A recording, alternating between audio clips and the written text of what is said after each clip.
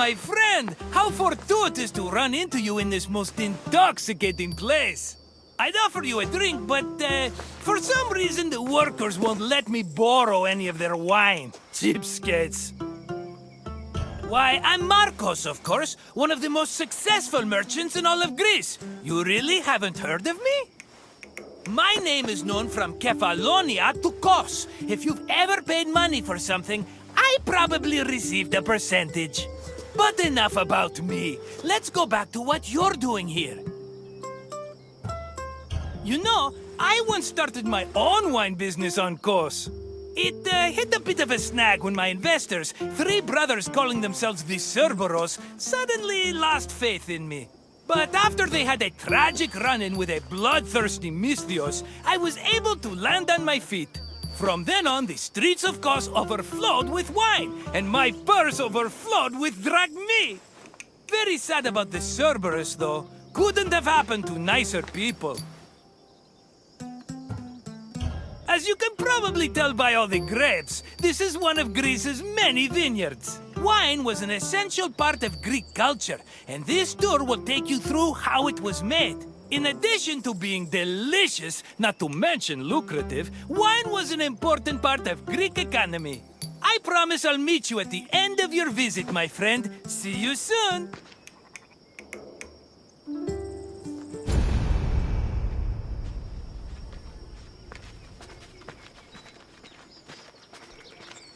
Winemaking dates back to the 4th or 3rd millennium BCE. It became widespread in Greece during the Bronze Age, and within centuries the Greeks had refined it further. The first step in the process was always harvesting, where grapes grown on rows of vines were collected by vineyard workers. According to Homer, harvesting was often accompanied by music to give it a more festive atmosphere. Ancient Greek wine mainly came in 3 different varieties: Osteros, Glucation, and Autokratos. It could be flavored with spices, herbs, resin, and even perfume.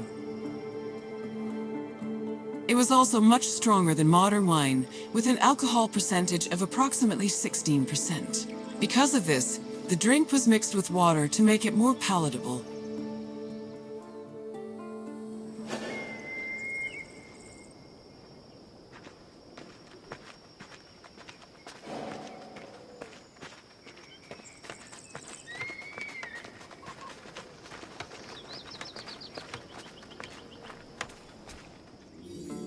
Grapes were dried to maximize the wine's sweetness and prevent it from turning into vinegar. In most vineyards, the drying process involved laying the grapes out on the ground under the heat of the sun, then covering them at night to protect them from accumulating dew. According to Hesiod's poem, Works and Days, the ideal time to dry grapes was 10 days and 10 nights. When they were finally completely dried, the grapes were collected in jars, just as they are today.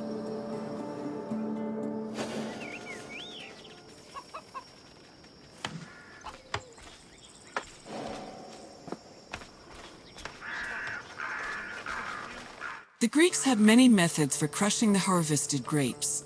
The most common technique was to use a lenos, a large treading vat where workers stomped on grapes with their feet. Alternatively, the Greeks sometimes crushed the grapes by hand using a strainer, mashed them with a mortar and pestle, or squeezed them using a tool called a sack press.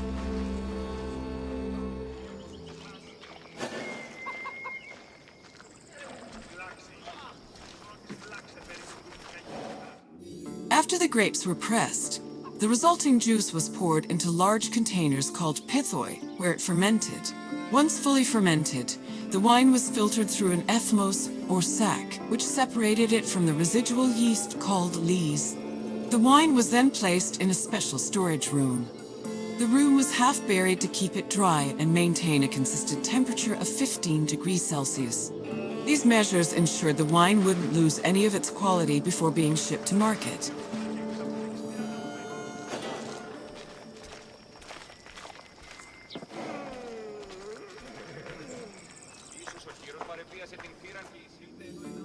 When the wine was ready to ship, it was poured into storage containers called amphoras.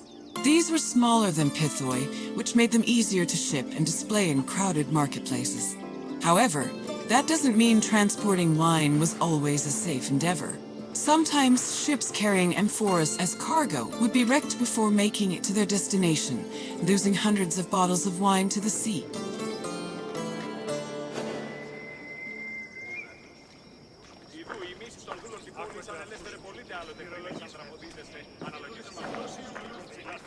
Ah, my friend, are you drunk with knowledge? I hope you enjoyed yourself learning about all the picking, stomping, and bottling that goes into making Greece's favorite beverage. Maybe if my customers understood how hard winemaking was, they'd agree more with my perfectly reasonable prices. But let's talk about something else, yes? What else can I do for you? Such an enterprising spirit! I like that. Follow me, my friend.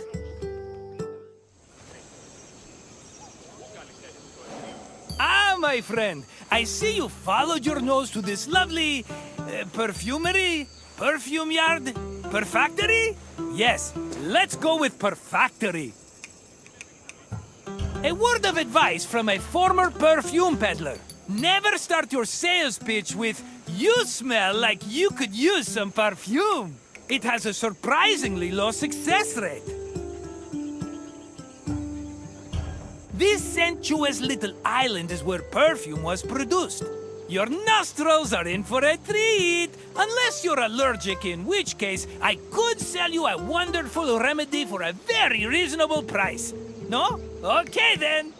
I'll check in on you at the end of your visit. See you soon, my friend.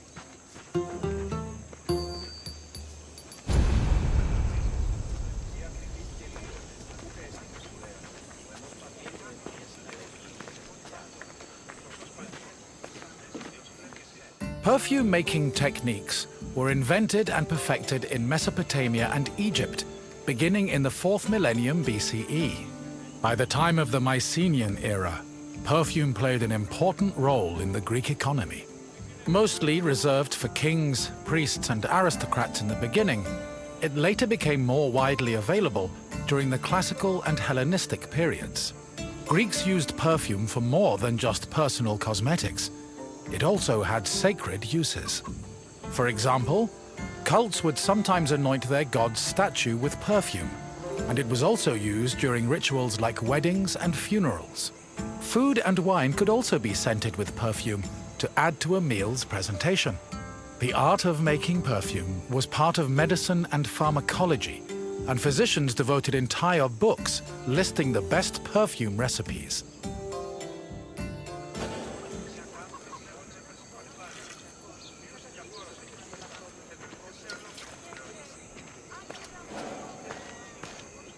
Perfume is made up of two main components: a greasy substance, called an excipient, like vegetable oil or animal fat, and an odorous substance, such as flowers and plants. For ancient Greeks, the most common excipient was olive oil. According to Theophrastus, however, the most valuable oils were those extracted from nuts in the Syrian and Egyptian deserts. The odorous ingredient could be taken from a variety of sources.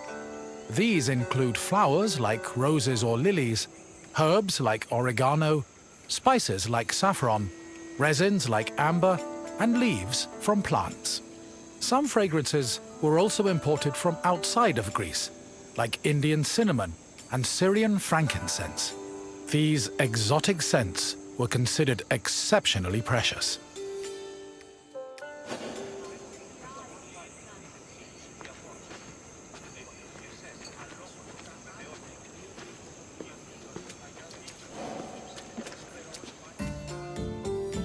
Mixing scent into the fatty excipient was called enfleurage, of which there were two methods.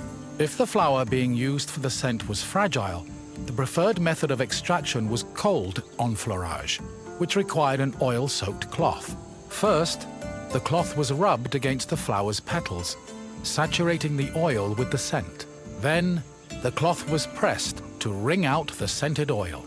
Hot enfleurage involved heating the excipient before mixing in the scented substance.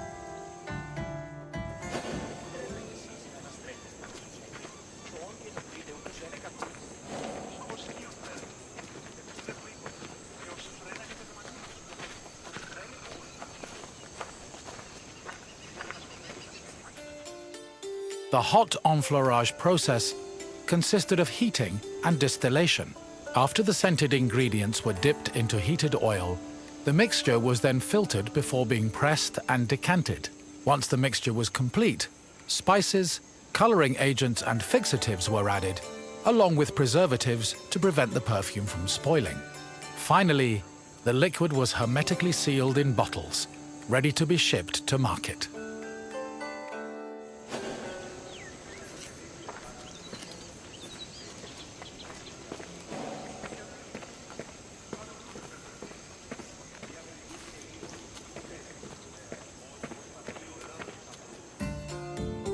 Perfume was usually bottled in ceramic or glass flasks, but more luxurious fragrances were contained in ornamented and painted flasks. Lekythoi and alabastra were elegant bottles designed for women, while arabaloi were used by athletes. It was common for the bottle's craftsmen to brand them to prevent frauds and knockoffs. Perfume shops were usually located in city centers, befitting of their importance. In addition to selling perfume, they were also sometimes used as meeting places. For example, the perfume shops near Athens' Agora were frequented every morning by the city's youth.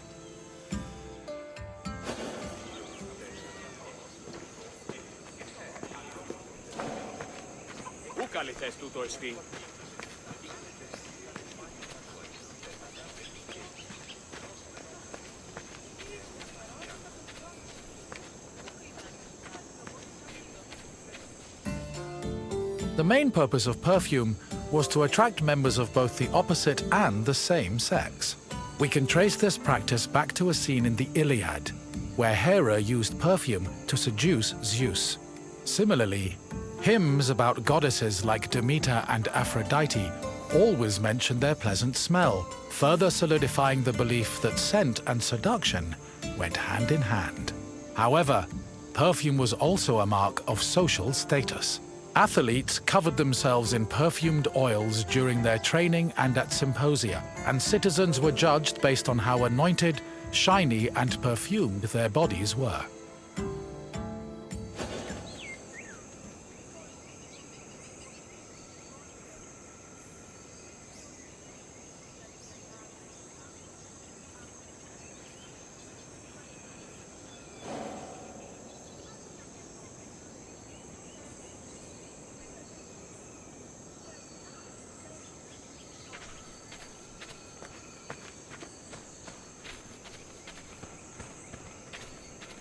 Hello again, my friend! I hope you see now how important perfume was, not only for aesthetic purposes, but for Greek social hierarchy. I wouldn't charge so much for my own bottles if I didn't know the value of what I was selling. What else can Markos do for you? Your wish is my command. Follow me.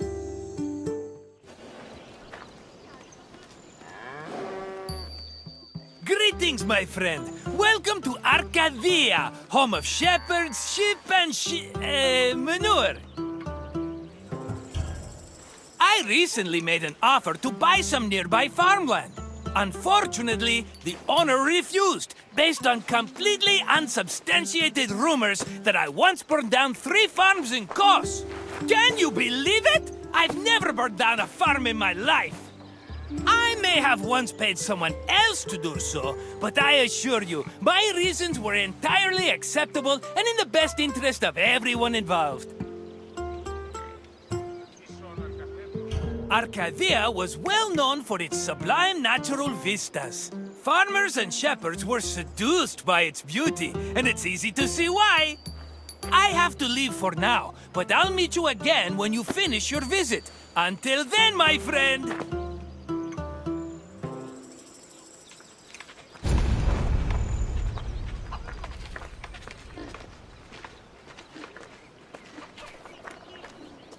Grain was a staple of the Greek diet, to the point where Homer referred to his compatriots as mortal eaters of bread. Grain farming was a meticulous process. Due to dry summers, artificial irrigation was impossible, so farmers had to rely on rainfall to water their crops. This gave them very narrow windows for sowing and harvesting.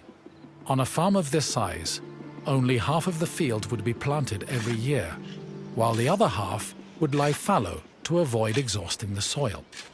According to the poet Hesiod, the best time to sow grain was in autumn, and the best time to harvest it was in May. Fortunately, if farmers missed their opportunity, they also had a chance to plant millet in the spring.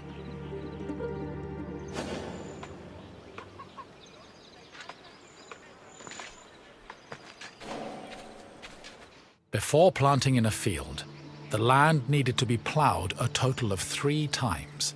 Once in the spring to remove weeds, again in the summer to aerate the soil, and a final time in the winter to plant the seeds in the moist earth. The plow was pulled by 2 oxen, while the sowing of seeds was done by hand. After the seeds were planted, a boy turned the soil with a hoe to protect them from hungry birds. Once the sowing was finished, the farmers waited for winter rains to irrigate the field. They also prayed to the goddess of agriculture, Demeter, and her daughter Persephone, in the hopes of being favored with a bountiful harvest come springtime.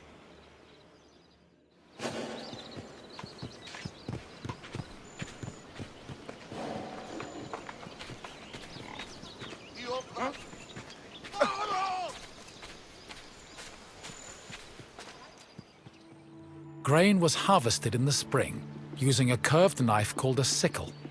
With their backs to the wind, the reapers cut the plant stalks and left the sheaves behind before moving through the rest of the crop. Once the harvest was mowed, the sheaves were brought to the threshing floor.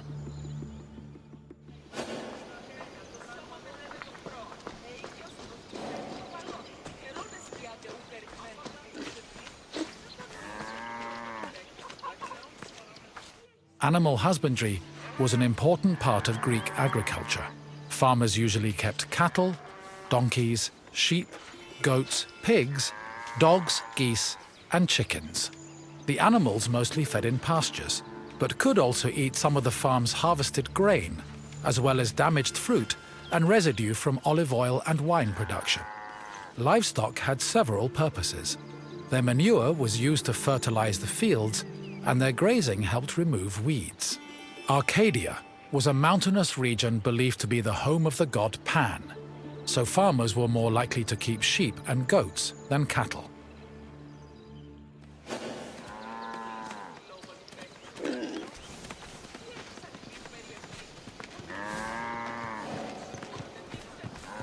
Most farming tools were simple, handmade implements made of wood and occasionally tipped with iron.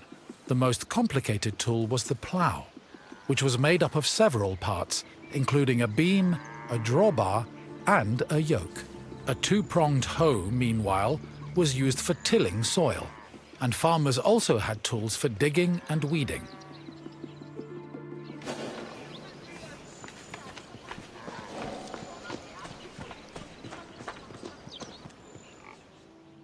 After the sheaves were harvested, workers brought them to the threshing floor to extract the grain. Oxen or donkeys were hitched to a post in the center of the floor and guided around it, while workers threw sheaves under their hooves. The animals, stomping, forced the grain kernels out of their casings. Afterwards, the kernels were collected for the winnowing process. Winnowing helped separate the heavier grain seeds from the chaff.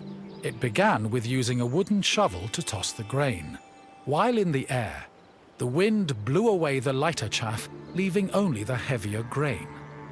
To remove the remaining chaff, the grain was tossed in a wooden basket called a lignon, which filtered the grain until only clean kernels remained.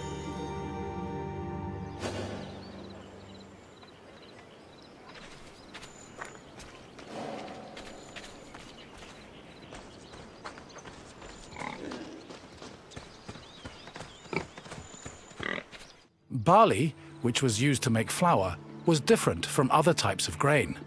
Threshing was not enough to separate the barley from its husk, so instead, it was roasted in a specialized tool called a frigatron. After the barley was roasted, it was pounded with a mortar and pestle. The pounded grain was then ground into a meal using either a hand mill or a hopper mill grinding was boring work, so workers often lightened the mood with a mill song. Once the barley was completely ground, it was sieved using a wicker basket called a koskinon, making it ready for use.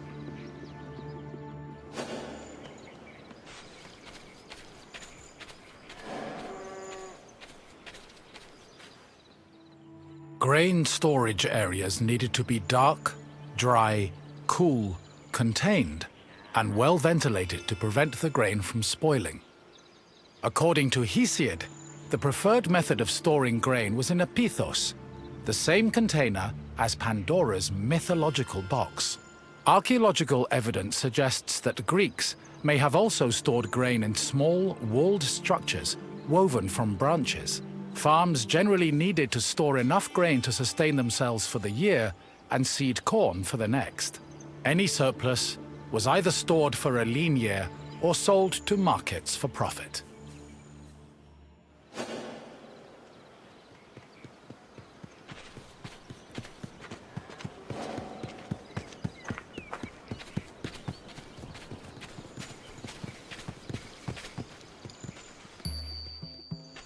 My friend! Good to see you again! You must feel hungry. I know I would, spending all that time watching farmers working themselves to the bone. Now, what else can I do for you? Of course! Just follow me and we'll be there in no time! Hello, my friend! It is my pleasure to introduce you to Corinth's Temple of Aphrodite. It really is a lovely sight, isn't it? The temple, that is, not the ladies. Although they are also lovely. Lovely and lively and, I'm sorry, what were we talking about? In Greece, many love stories were told about the gods. How romantic! Sometimes they were heartwarming and happy, but they often ended in tears, tragedy, and a whole brood of illegitimate children. Haha, I'm looking at you, Zeus! Anyway, this tour will introduce you to some of these divine love stories, which may give you perspective on how the Greeks approached love in their own lives. Enjoy your visit, my friend! I'll come see you again when you finish the tour.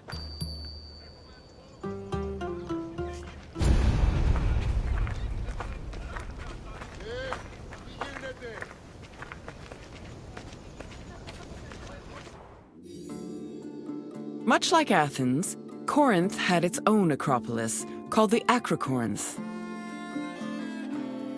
The natural promontory provided an excellent view of the surrounding territory.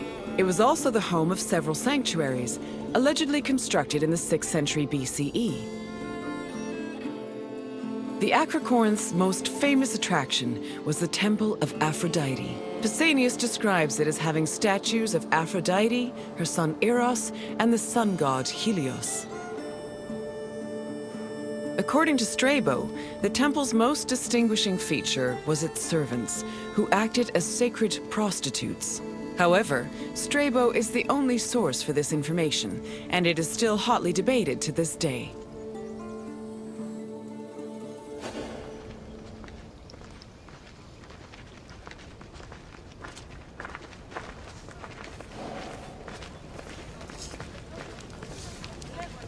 Love played a large role in countless mythological stories. Zeus himself was not immune to the feeling, and fell for both mortals and other deities. Some myths centered on forbidden feelings that led to tragedy, such as Phaedra's love for her stepson Hippolytus.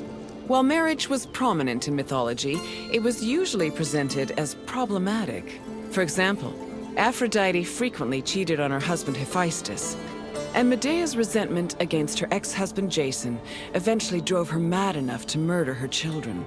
These less-than-ideal depictions reflected the Greeks' idea of marriage, which they viewed as a civic duty instead of a romantic union.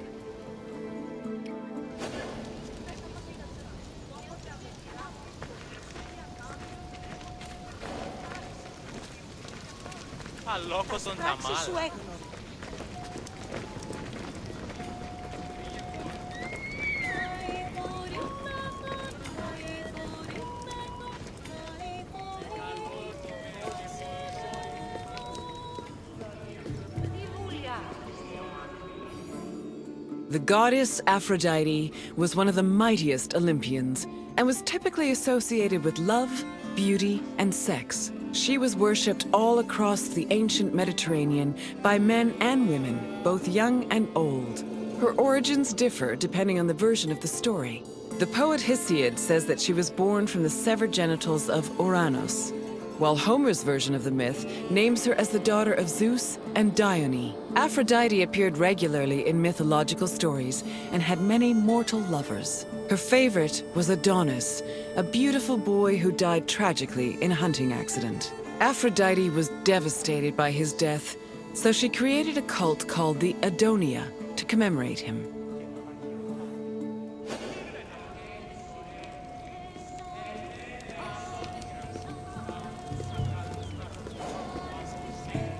My friend, good to see you again. I bet you were surprised by some of the stories you heard. For a bunch of immortal beings, the gods certainly were saucy, eh? Tell me if there's anything else I can do for you. Normally, I don't let people go until they buy a souvenir, but for you, my friend, I'll make an exception. Hello, my friend. Welcome to Kythera, where clothes are dyed and noses are assaulted by disgusting smells. I think it smells terrible, and I can't wait to get out of here. The colors are pretty, though. This little island was where dyers brought all the color to Greek fashion through an intensely stinky procedure. This tour will reveal the steps it took for workers to brew the dye. Try not to step in any mollusk guts as you enjoy your visit. I promise I'll meet you at the end of your tour. See you soon, my friend.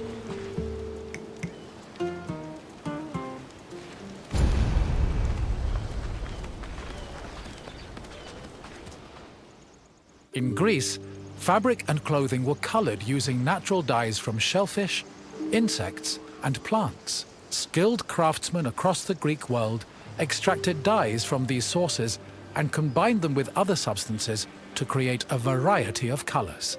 The dyeing process supposedly produced incredibly pungent smells, and ancient writers would often comment on the stink in their works.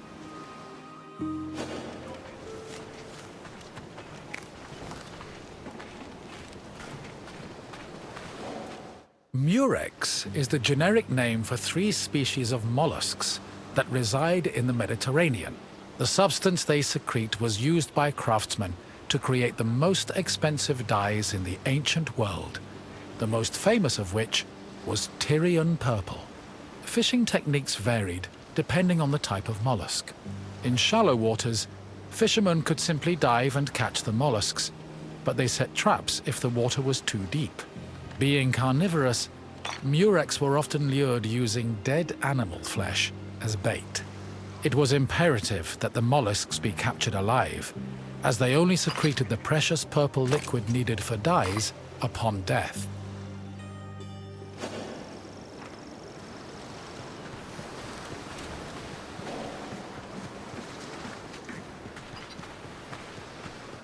The purple liquid that made up most dyes came from a gland in the murex.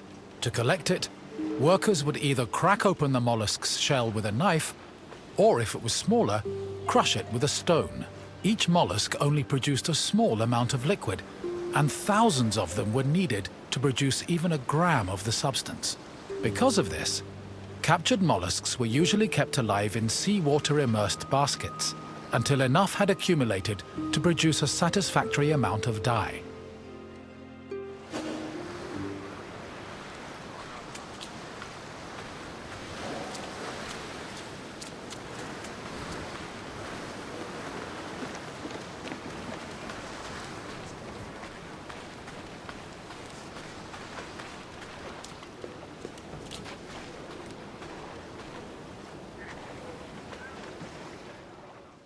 The mollusk glands were mixed with salt and left to decompose for 3 days. Afterwards, the resulting mash was placed in a vat, where it boiled until it was thickened and reduced to 1/16 of its original volume. The dyers stirred this mixture and removed any impurities. This process produced the foul odor so reviled by ancient writers.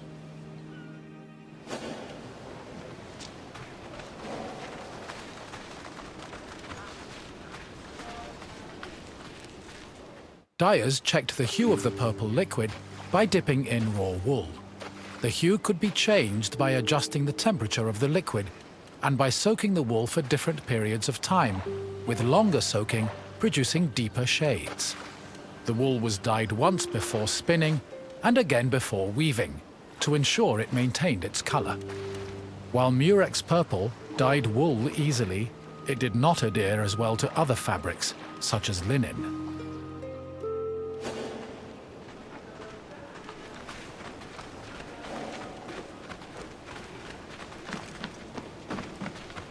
Most Greek garments were made from rectangular fabric that was rarely cut or sewn.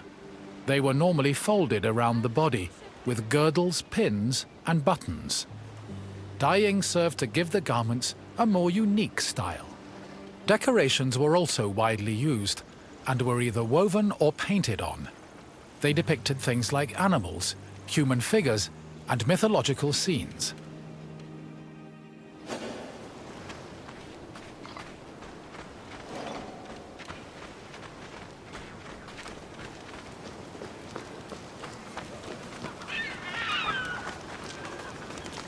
Textile manufacturing and trade was one of the most lucrative businesses in classical Athens. Textiles were made of either wool or linen, with wool being the most common. Women produced the garments worn in domestic life, although some men ran professional workshops that fulfilled the same need. Other textiles were made by slaves and laborers under the supervision of master weavers, fullers, and dyers.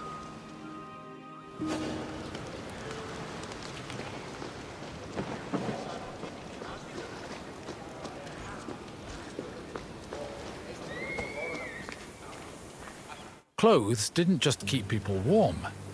They were used as a way to communicate social identities like gender, status, and ethnicity. These could be expressed through garments and accessories, but also jewelry, hairstyles, perfumes, and cosmetics.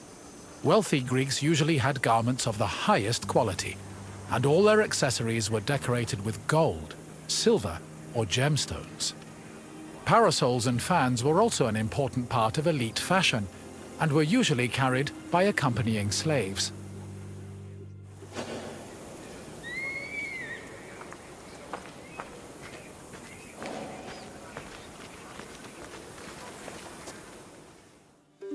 The most common Greek garments were the peplos, the chiton, and the hymation. The peplos, typically worn by women, was a body-length cloth. It was folded back on itself and worn draped over the body and pinned over the shoulders. The chiton was a long garment with sleeves. Ankle-length chitones were normally worn by women, while men wore shorter versions of the garment. A hymation was a mantle that was worn over both the chiton and the peplos. Outside of daily life, there were also specialized clothes worn only in exceptional situations like weddings and religious ceremonies.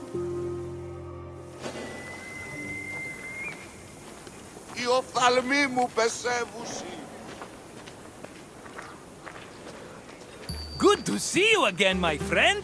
I bet your clothes feel heavier now that you know how many mollusks were killed to dye them.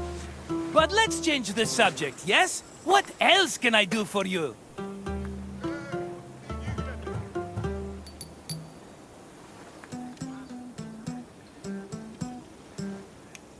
You've got it, my friend. Farewell for now.